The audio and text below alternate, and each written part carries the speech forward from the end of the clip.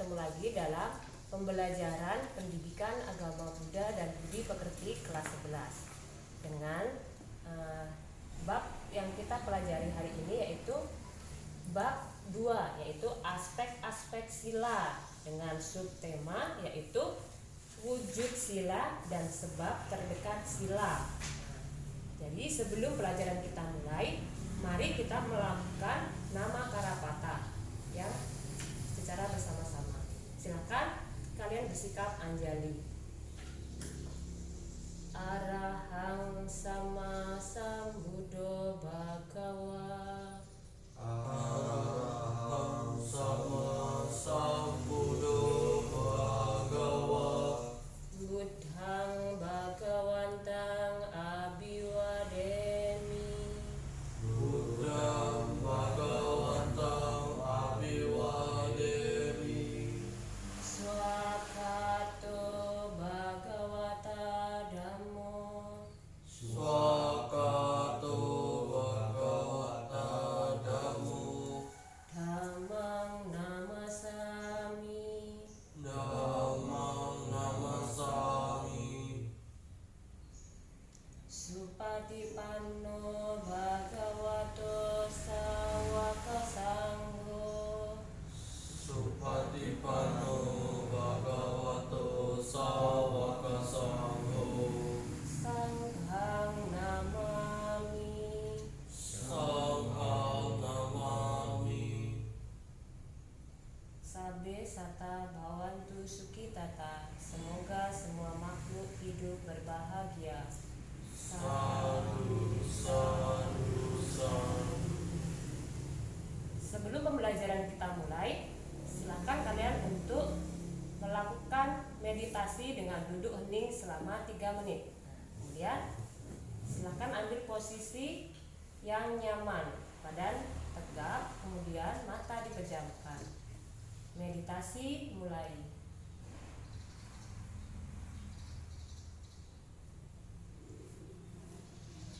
Sabe sata bhavantu sukhitata. Semoga semua makhluk hidup berbahagia.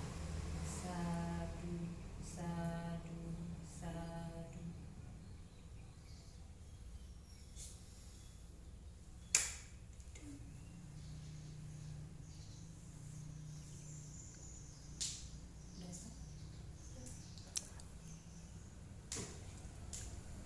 Nah, adapun kompetensi dasar yang kita pelajari hari ini yaitu tentang menganalisis aspek-aspek dan pengklasifikasian sila. Indikator yang kita capai hari ini yaitu menjelaskan makna dan wujud sila. Kemudian yang kedua, menyebutkan sebab terdekat dari sila. Yang ketiga, mengidentifikasi contoh hiri dan otapa. Tujuan pembelajaran kita hari ini yaitu yang pertama, memahami kesucian sebagai wujud sila, dan memahami hiri dan otapa sebagai sebab terdekat sila.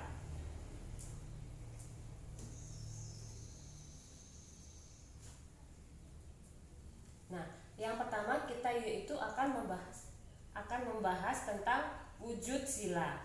Nah, wujud sila. Nah, kemarin kita sudah belajar di pertemuan pertama tentang apa? Tentang apa nih ya? Yang pertemuan pertama kemarin? Tentang ciri sila Dan fungsi sila. iya, dan fungsi sila. Ciri sila dan fungsi sila. Nah, kemudian ciri sila itu apa, Ferdi? Ciri-ciri sila adalah ketertiban dan ketenangan. Nah, ciri sila itu adalah ketertiban dan ketenangan. Sila sendiri artinya yaitu tentang apa? Apa ini? Bisa dibantu Bu Guru tentang apa? Pengertian sila? Sila adalah mengendalikan diri dari ucapan, perbuatan, dan penghidupan tidak benar. Iya, sila itu terdiri dari perbuatan baik maupun perbuatan yang tidak baik. Sila itu perbuatan baik. Nah, Jadi sila adalah moralitas, tentang karakter atau perilaku kita dalam kehidupan sehari-hari. Nah, kemudian yang fungsi sila ada berapa kemarin? Steven, ada berapa nak? Ada 2. Iya, ada 2. Apa itu fungsinya?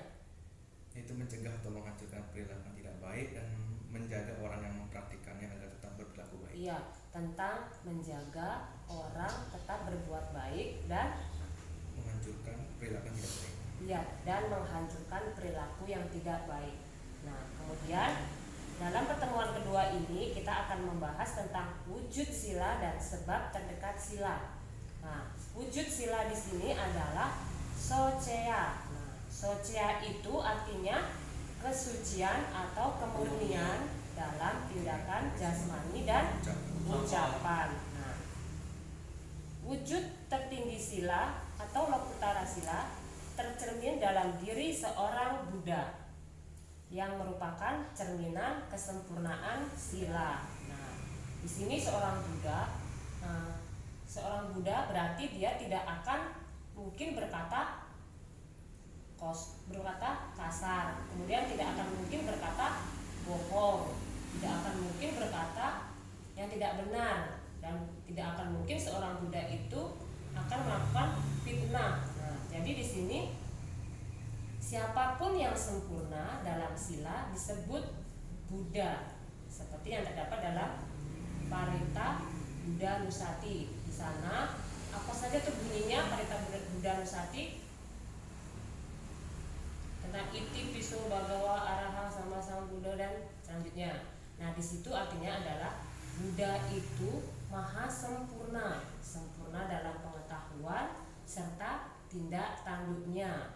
Nah, kemudian wujud sila yang secara umum tercermin dalam diri manusia-manusia sosial, yaitu mereka yang mampu mengarahkan diri dan berkomitmen untuk menjadikan sila sebagai landasan dalam berucap dan berbuat.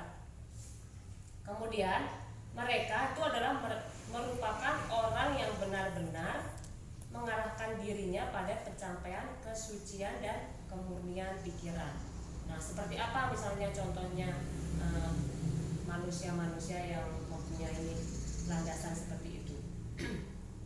Ketika kita hidup di dalam kehidupan sehari-hari, misalnya dengan melakukan kebajikan, dengan misalnya kita melakukan dana kepada biku. Nah, dengan cara apa kita melakukan dana kepada biku? Berdana apa misalnya? Ya, makanan. Apa? Bukan baju, jubah. Nah, dana jubah. Nah, tentunya kita dalam melaksanakan dana tersebut pikiran kita bersih apa tidak? Iya, harus mengembangkan pikiran yang bersih.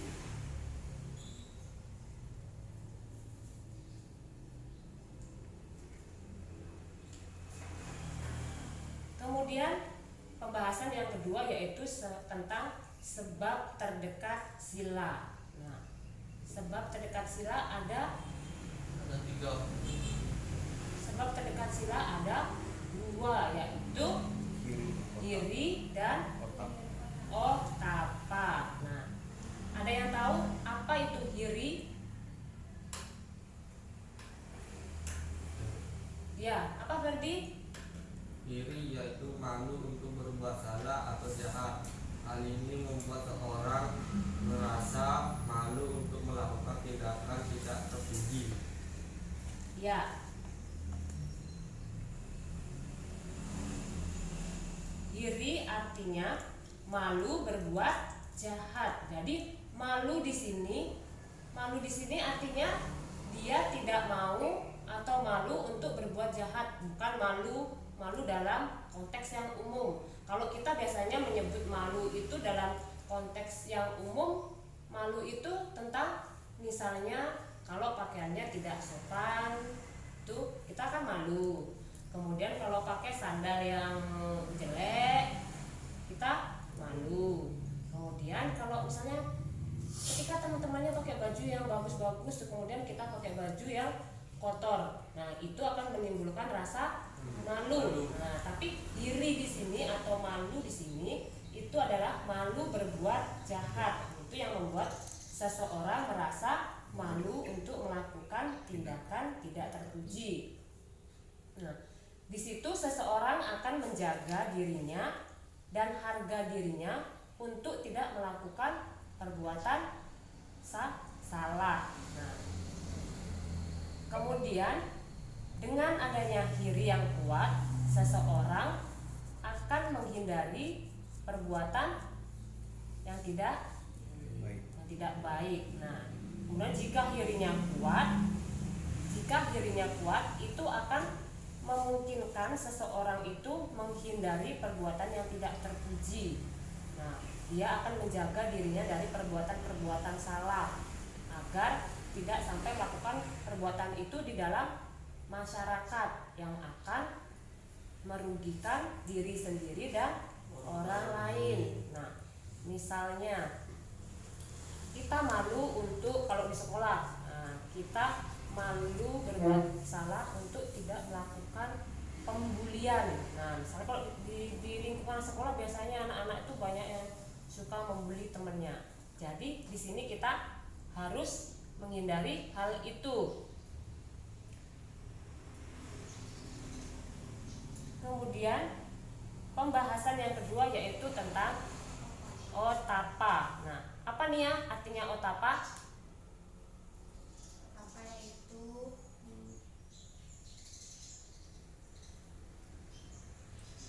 Membuat seorang merasa takut untuk melakukan tindakan tidak terpuji karena takut akan akibat dari perbuatan tidak terpuji yang akan dilakukannya. Nah, iya. Otapa itu adalah takut akibat berbuat jahat atau berbuat salah.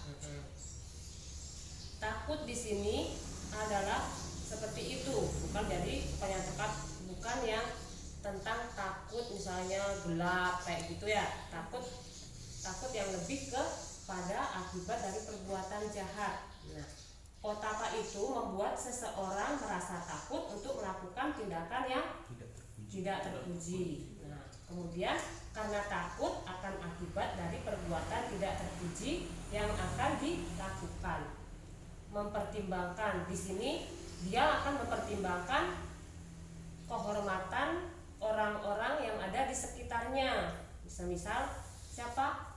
Orang tua, sanak saudara, guru, teman, ya. Dia akan mempertimbangkan hal itu kalau dia tidak berbuat jahat. Nah, kemudian dalam otapa ini misalnya kita akan takut dengan perbuatan jahat itu. Misalnya kalau kalian takut miskin, berarti ya jangan mencuri, ya jangan mencuri. Kalau kalian takut dibunuh, berarti kalian jangan melakukan pembunuhan. Nah, seperti itu. Kalau kita takut akan konsekuensi dari perbuatan yang kita lakukan, kita jangan melakukan hal yang jahat atau yang salah. Karena hal itu juga akan merugikan diri kita dan orang lain. Nah, untuk diri kita apa? Kalau misalnya kita suka membunuh, ya kita nanti akan dibunuh. Nah, kemudian kalau kita suka mencuri dalam kehidupan yang akan datang, kita mungkin bisa saja menjadi orang yang miskin atau kesusahan finansial atau dan lainnya. Kemudian seseorang yang memiliki sikap otapa akan mempertimbangkan kehormatan dirinya dan orang lain.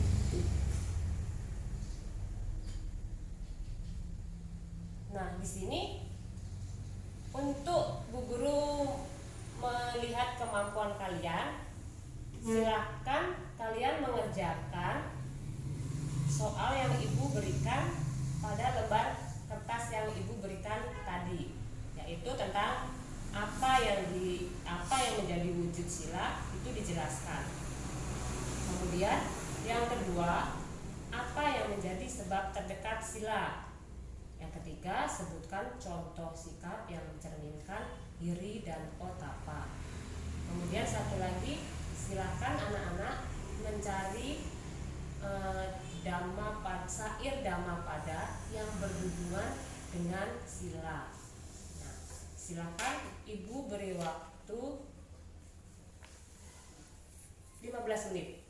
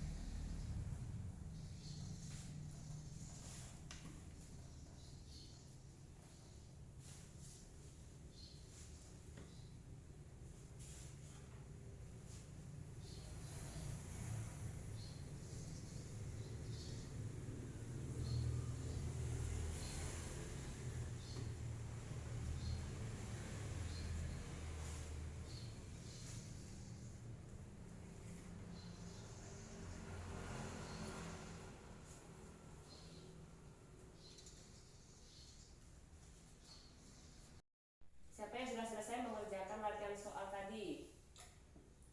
Ya Bu. Untuk latihan soal nanti kita kumpulkan akan guru periksa nanti. Kemudian yang tugas yang selanjutnya tadi tentang menemukan syair Dhammapada. Siapa yang sudah menemukan syair Dhammapada yang berkaitan dengan sila? Ya, Ferdi. Apa itu Ferdi? Silakan dibacakan. Iya, boleh.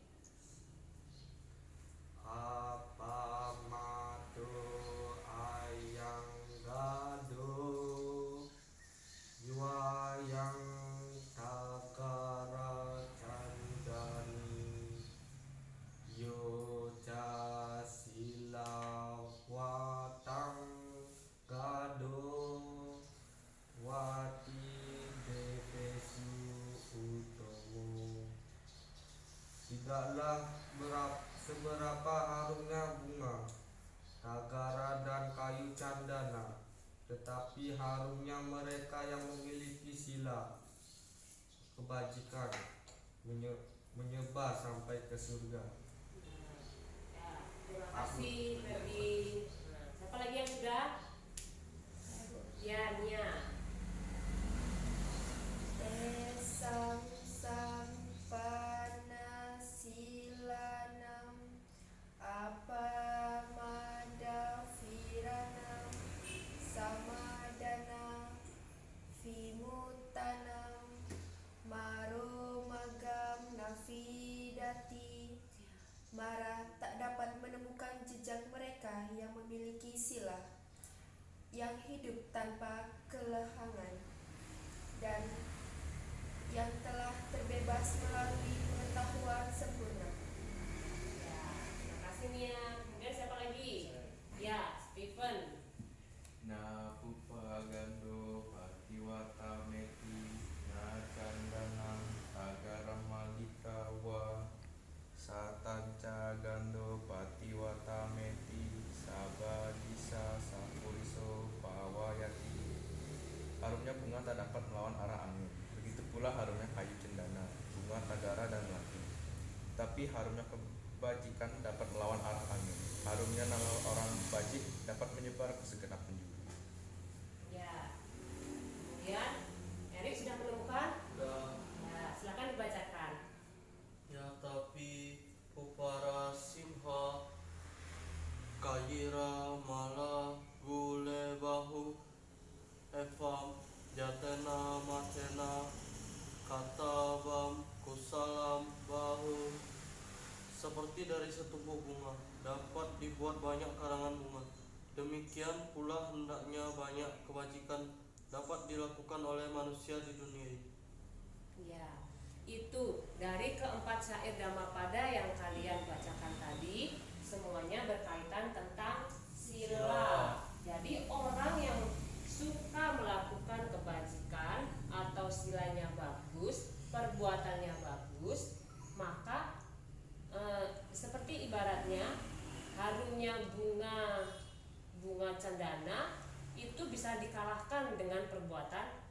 bajik dari seseorang, karena ketika orang melakukan perbuatan bajik dia akan dikenang sampai dari dulu. Jadi kesimpulan dari pembelajaran kita hari ini yaitu kesucian atau kemurnian sila adalah wujud dari sila. Kemudian Diri dan Otapa itu adalah Dhamma sebagai pelindung dunia atau loka pala. Nah, jadi kita harus mengembangkan sikap Hiri dan Otapa dalam diri kita. Malu untuk berbuat jahat dan takut akan akibat perbuatan jahat. Nah, seperti kata pepatah yaitu satu kali kita menanam kebajikan itu akan berbalik kepada kita dalam bentuk berkah yang luar biasa. Kemudian jika kita satu kali melakukan perbuatan jahat, maka dampak yang buruk pun juga akan berdampak pada kehidupan kita.